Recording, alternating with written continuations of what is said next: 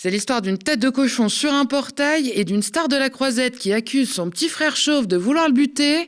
Ça vous semble absurde ? Bienvenue à Nice.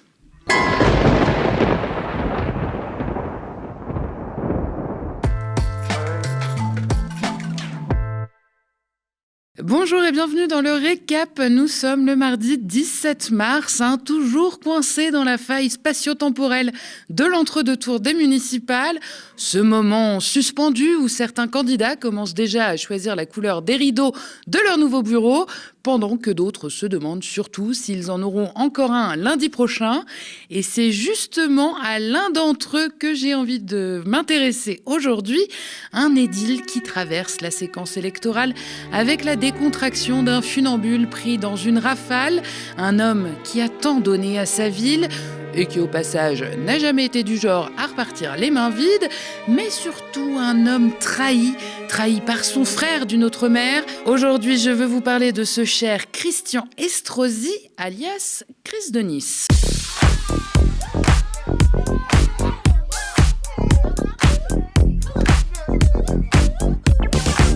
La fin du week-end a été difficile pour l'actuel maire de Nice.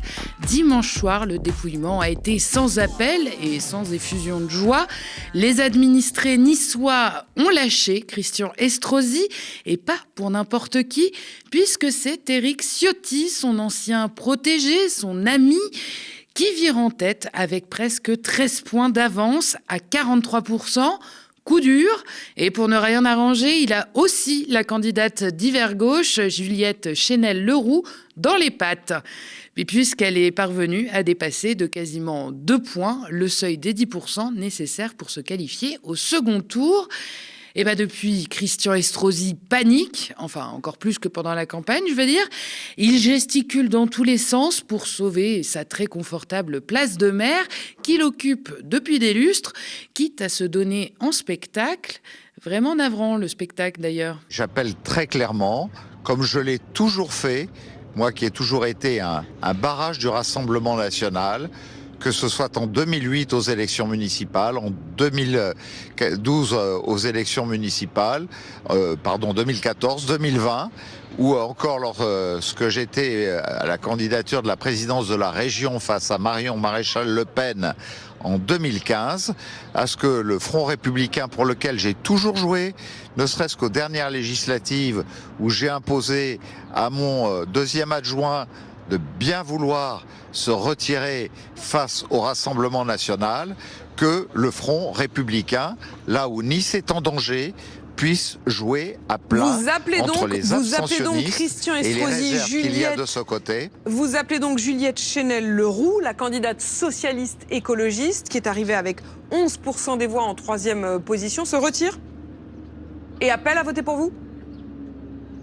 Mais je trouve que vouloir faire porter la responsabilité de la théorie de l'union des droites au Rassemblement national dans la seule grande ville de France où on pourrait l'incarner et où ensuite ça risquerait dans les mois qui viennent de se propager partout en France serait un risque immense. Voilà pourquoi j'en appelle à la responsabilité républicaine, celle que j'ai toujours assumée moi-même. Christian Estrosi, l'antifa, vous ne l'aviez pas vu venir, hein ? Nous non plus, et puis lui non plus d'ailleurs. Faut remarquer, ça serait pas la première fois qu'il dit tout et son contraire dans la même phrase. Cri-cri, c'est pas vraiment ce qu'on peut appeler un homme de conviction. Ses avis, ils changent aussi vite que le vent ne tourne sur la promenade des Anglais. Son problème, c'est pas la cohérence, lui, il se bat pour la survie, quitte à passer régulièrement pour un gros gland. Dans la tête d'Estrosi, la stratégie, elle était limpide. La candidate de gauche devait gentiment se retirer et demander à ses électeurs de voter Estrosi au nom du sacro-saint Front républicain, puisqu'Éric Ciotti a choisi de s'allier à l'extrême droite. Et hop, comme ça, il récupère ses points de retard sur Ciotti. Et puis avec un peu de chance, les 9% d'électeurs de la liste insoumise portée par Mireille Damiano, ils suivront le mouvement et dérouleront eux aussi le cordon sanitaire. Quelques abstentionnistes par là-dessus et l'affaire était pliée. Il pourrait continuer de régner sur la 5e ville de France et en prime, il aurait renvoyé son ennemi juré dans les cordes. Voilà, C'est affaire rondement menée, surtout qu'Éric Ciotti, même s'il est bien lancé à l'issue du premier tour, il dispose pas non plus d'une réserve de voix phénoménale. Il peut toujours éventuellement espérer grappiller les suffrages de Reconquête, mais on parle de moins de 2%, c'est pas vraiment ce qu'on peut appeler un trésor de guerre. Pour lui, la seule option, c'est de mobiliser les abstentionnistes. Encore une autre paire de manches. Bon, et l'opération séduction de la gauche, menée par Estrosi, elle n'a pas démarré avec les résultats du premier tour. Non. Annoncé en grande détresse pour sa réélection depuis plusieurs semaines déjà, et donc challengé sur sa droite par Ciotti, Estrosi, il avait guère le choix que de se rabattre sur sa gauche. Et je vous l'ai dit, Chris, il s'en fout du regard des autres, d'être cohérent sur ses positions. Au contraire, les virages à 180, ça le connaît bien. Il a été pilote dans sa jeunesse.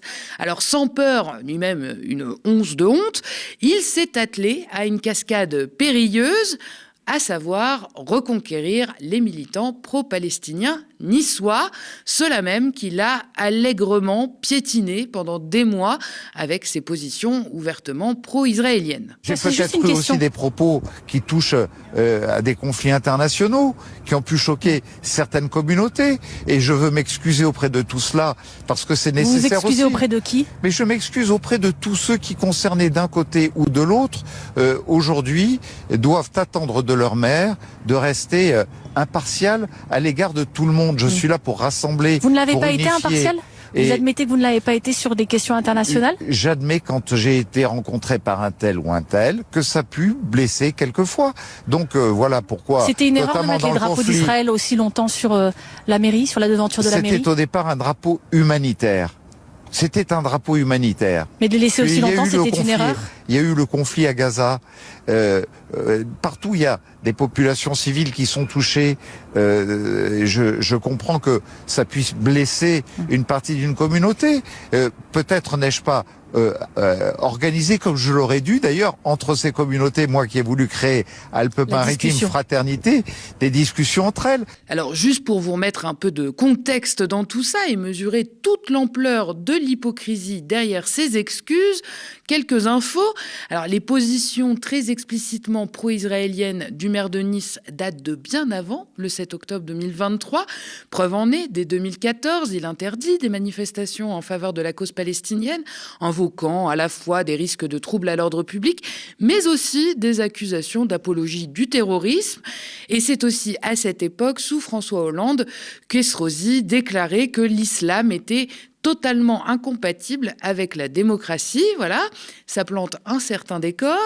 Et alors, après le 7 octobre 2023, évidemment, là, le soutien inconditionnel à l'État hébreu est encore décuplé. Pendant des mois, Christian Estrosi a fait flotter les drapeaux israéliens sur le fronton de la mairie de Nice, alors que les crimes de guerre sont largement documentés et le génocide très largement entamé. Malgré les demandes répétées du préfet de les retirer, le maire de Nice refuse catégoriquement jusqu'à ce qu'une décision de justice, qu'il qualifie lui-même d'injuste, l'y contraigne en juin 2025. Et d'ailleurs, la reconnaissance de la Palestine reste l'un des rares sujets capables de faire sortir Christian Estrosi de sa torpeur loyale envers Emmanuel Macron, qu'il soutient pourtant depuis 2017. C'est dire. Alors, personne n'est évidemment dupe des contorsions électoralistes d'Estrosi, tétanisé à l'idée de perdre son écharpe, pas même Julien Audoul du RN. Oui, M. Estrosi est en train de s'extrême gauchiser finalement. Il est en train de reprendre tous les messages, toute la propagande de la France insoumise pour aller chercher des électeurs qu'il conspuait avant-hier. Tout ça évidemment n'est pas au niveau. Ah là là, si seulement Christian Estrosi s'extrême gauchisait, ça voudrait dire qu'il aurait un semblant de colonne vertébrale politique. Mais vous l'avez compris, ce n'est pas le cas. C'est d'ailleurs son grand point commun avec son frère chauve. Tout ce qui les intéresse, ces deux-là, c'est le pouvoir qu'ils s'accaparent depuis des années, particulièrement à Nice. Mais la ville de la Daube n'est pas si grande, ou du moins pas assez grande pour eux deux.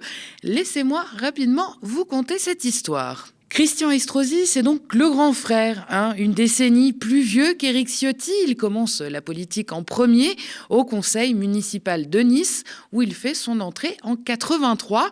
5 ans plus tard, il devient même député local et c'est là que son alter ego débarque dans sa vie en tant que collaborateur parlementaire. On est au tout début des années 90. Ciotti a encore des cheveux et déjà les dents longues. Rapidement, il s'impose comme bras droit d'Estrosi. Il est partout, de la mairie à la région. On le voit à tous les coups. Ces deux-là sont tout bonnement inséparables. Ils vont même en vacances ensemble. D'ailleurs, Éric Ciotti lui doit beaucoup à Estrosi. C'est lui qui lui a permis une ascension aussi rapide en politique et au sein de la droite républicaine plus précisément. En moins de 10 ans, le petit frère décroche ses premiers mandats et la bromance continue. À chaque campagne, ils se soutiennent. Ciotti est vu comme le dauphin d'Estrosi. On pourrait presque lâcher une larme tellement c'est mignon. Oui, sauf que le dauphin a fini par se transformer en gros orque sanguinaire. En 2016, Ciotti prend quelques distances, notamment au sein des Républicains. Il commence à naviguer seul et tente d'exister en dehors de la tutelle de son mentor. Et c'est là que les premiers désaccords politiques et surtout stratégiques se dessinent entre deux. Ciotti penche de plus en plus vers la droite dure, alors qu'Estrosi affiche des positions un peu plus centristes, dirons-nous, et surtout Macron compatibles. La tension monte entre les deux, qui se voient respectivement non plus comme des alliés, mais plutôt comme des adversaires potentiels à Nice. Et là, c'est la rupture. Estrosi finira par rejoindre Horizon, le parti d'Édouard Philippe, après avoir longtemps soutenu Macron et le soutenir encore d'ailleurs. Et Éric Ciotti créera l'Union des droites pour la République, l'UDR, en alliance avec l'ERN de Marine Le Pen. Alors si les deux Niçois sont en guerre depuis plusieurs années maintenant, les municipales 2026 font office de ring de boxe. Enfin, ils s'affrontent frontalement et ont l'occasion de s'envoyer des bons coups. Le vainqueur, évidemment, n'emportera pas seulement la croisette et tout le reste, vous l'avez compris. Entre Estrosi et Ciotti, les enjeux dépassent largement la politique. I have to give you that. You are nobody here. You are nobody. Mais tout ne se passe pas exactement comme prévu. Vous vous souvenez de l'opération séduction de la gauche d'Estrosi pour gagner au second tour le Front républicain, le report des voix et tout le reste. C'était sans compter sur une autre stratégie, celle de Juliette Chenel-Leroux, la candidate d'Union de la gauche. Si Christian Estrosi est républicain, s'il est gaulliste, si Christian Estrosi aime véritablement cette ville et ses valeurs, nous lui demandons solennellement de se retirer immédiatement de la vie politique. De se retirer pour permettre un véritable rassemblement républicain. De se retirer pour empêcher l'extrême droite de prendre la mairie de Nice. De se retirer pour que notre ville retrouve enfin un débat politique digne. Aïe, oui, ça c'était pas vraiment dans le bingo d'Estrosi pour 2026, ça, si vous voyez ce que je veux dire. Pour le second tour des municipales à Nice, Juliette Chenel-Leroux, elle maintient sa liste inchangée et elle refuse toute alliance avec qui que ce soit d'ailleurs, à gauche avec la France Insoumise ou à droite avec le maire sortant.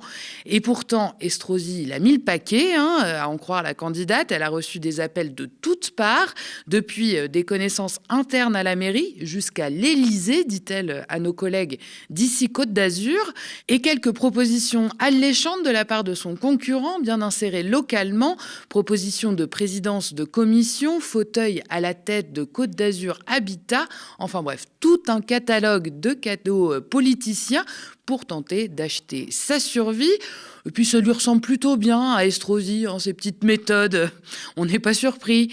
Mais Juliette Chenel-Leroux, elle n'a rien voulu savoir et elle rappelle que la politique ne se résume pas à tronquer des convictions contre des postes et des privilèges. À bon entendeur, salut. Alors je peux pas terminer ce récap sans vous parler d'une dernière affaire qui a émaillé la campagne municipale niçoise, celle de la tête de cochon. Alors non, je parle pas du tout d'Éric Ciotti, rien à voir, mais d'une véritable tête de porc retrouvée accrochée au portail de Christian Estrosi le 27 février dernier dans la soirée. Elle est accompagnée d'une affichette sur laquelle on peut lire connard, avec la photo du maire sortant portant une étoile jaune sur le front. Alors Christian Estrosi, il dénonce immédiatement un acte antisémite ignoble et une tentative de déstabilisation en pleine campagne municipale.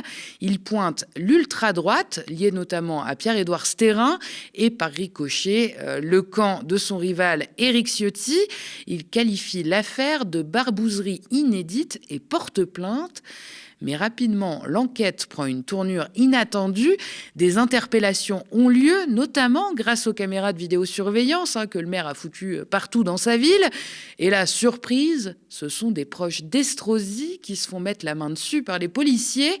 Alors lui, il clame qu'il est victime d'une infiltration dans son entourage. Mais coup de grâce, à la mi-mars, les enquêteurs laissent entendre qu'ils privilégient désormais la piste d'une manœuvre émanant du camp Estrosi lui-même. Alors Ciotti, lui, à côté, il boit du petit lait, évidemment. Il exploite allègrement l'affaire pour discréditer le maire sortant, son rival. L'enquête, elle reste ouverte, avec évidemment des questions brûlantes. Estrosi était-il au courant ? Était-ce une tentative de se présenter en victime d'antisémitisme pour mobiliser l'électorat ? Ou une réelle infiltration extérieure habilement exploitée ? À ce jour, le mystère demeure, mais il y a fort à parier que les Niçois, eux, se sont déjà fait leur petite idée sur la question. Et on aura probablement un début de réponse dimanche prochain, le 22 mars, parce que le ring sera enfin prêt pour l'ultime affrontement des deux frères ennemis. D'un côté, Chris de Nice, le maître des virages à 180 degrés, prêt à tout pour sauver son trône et jongler avec le front républicain quand ça l'arrange. De l'autre, Éric Ciotti, le petit dauphin devenu orque sanguinaire d'extrême droite, qui trahit ses convictions comme il a trahi son mentor. Même Marine Le Pen ferait bien de garder un œil sur lui, c'est un conseil. Entre les deux bandits, il y a Juliette Chenel-Leroux qui jouera les arbitres, elle qui refuse de jouer à la marchande de tapis et qui tient sa liste intacte. Candidate de gauche, évidemment, elle n'a pas grand-chose à espérer de la région, peu clémente à ses valeurs, soyons lucides. Elle pourra néanmoins se targuer d'être restée droite dans ses bottes, spectatrice de choix de ce duel fratricide qui risque bien de se terminer en grande salade niçoise.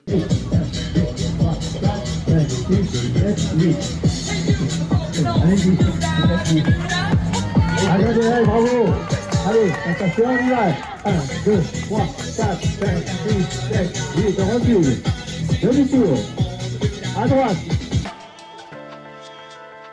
Et on fait une petite pause avant de continuer avec le reste de l'actualité. Si vous aimez le récap et que vous avez envie qu'on discute ensemble, de connaître les coulisses de l'émission ou même de choisir et de proposer des sujets, je vous attends sur le canal de discussion Instagram. Le lien pour le rejoindre est dans la barre d'infos. Et d'ailleurs, vous le savez, sans vous, pas de récap, mais pas de médias non plus. Depuis plus de 8 ans, notre chaîne télé tient bon en indé, dans un paysage audiovisuel toujours plus concentré et réactionnaire. Chaque jour, nos plus de 25 travailleurs et travailleuses mènent courageusement la bataille de l'info. Mais pour continuer, nous avons besoin de vous. Notre antenne, notre histoire, c'est vous qui la faites vivre. Alors aidez-nous, abonnez-vous aux médias ou faites un don défiscalisé. Toutes les infos sont sur notre site internet. Et depuis quelques jours, grande nouvelle, en plus de Free, Molotov, YouTube et notre site, retrouvez tous les programmes du média sur la télé d'Orange, canal 235.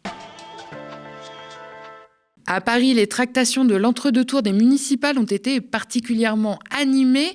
Pour rappel, 5 listes ont obtenu les 10% nécessaires pour se qualifier au second tour. Alors, on fait point sur les accords qui se sont négociés ou non ces 2 derniers jours.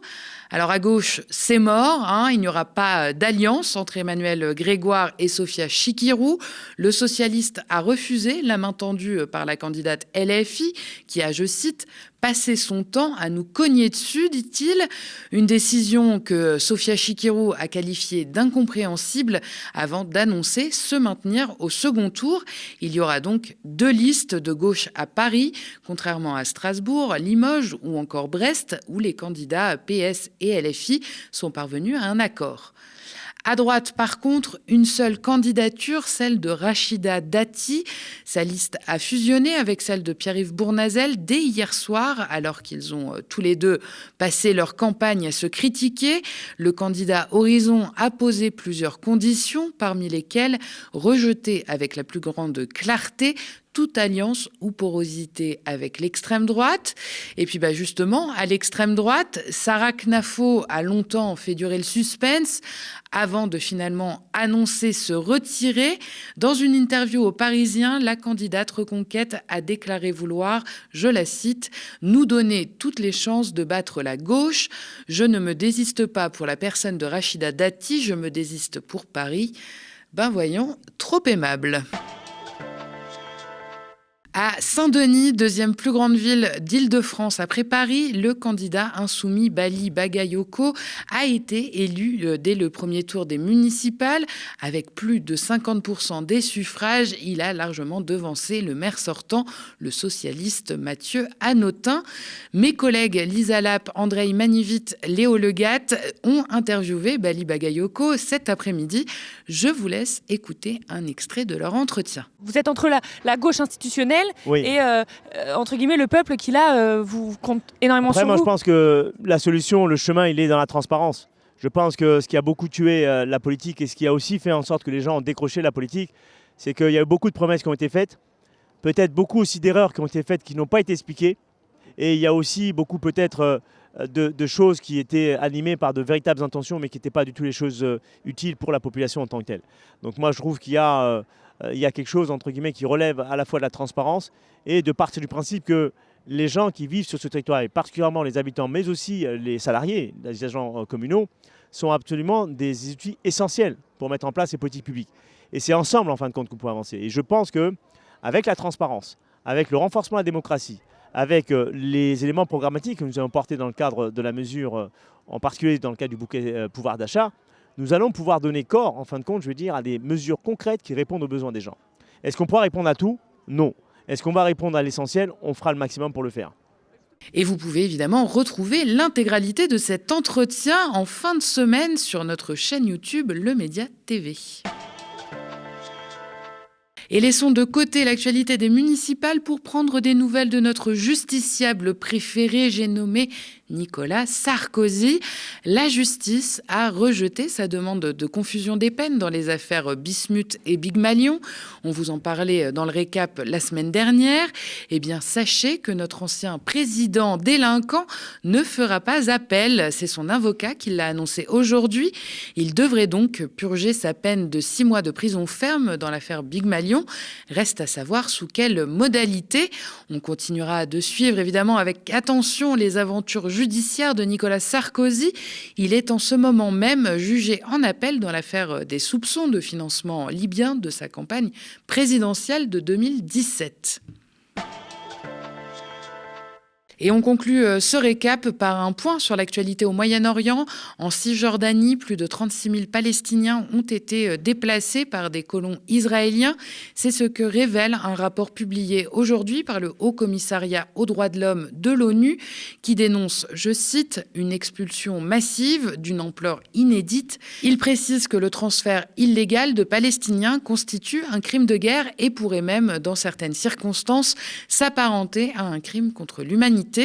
Pendant ce temps, l'armée israélienne continue de bombarder l'Iran et le Liban. Et entre le Pakistan et l'Afghanistan, l'escalade militaire se poursuit également. Le Pakistan a frappé Kaboul, la capitale de l'Afghanistan. Les raids aériens auraient fait, selon le régime des talibans, plus de 400 morts et des centaines de blessés. Le Pakistan assure quant à lui avoir visé des cibles militaires et terroristes exclusivement, des combattants du mouvement des talibans pakistanais, ce que Kaboul dément. Merci d'avoir regardé cette nouvelle édition du Récap. N'hésitez pas à nous laisser vos impressions en commentaire si vous nous regardez sur YouTube ou via email si vous nous regardez à la télé. Pour nous soutenir, n'oubliez pas non plus de vous abonner aux médias ou de faire un don défiscalisable sur notre site internet. C'est très important pour nous. Vous pouvez aussi, et ça ne coûte rien, parler de nous autour de vous et nous suivre et nous partager sur les réseaux sociaux. Et d'ailleurs, pour retrouver l'ensemble de nos programmes, rendez-vous sur Free, canal 165, Orange, canal 235, sur Molotov, sur notre site internet, ainsi que sur nos 2 chaînes YouTube, Le Média et Le Média 24/7. Merci, très bonne soirée sur Le Média.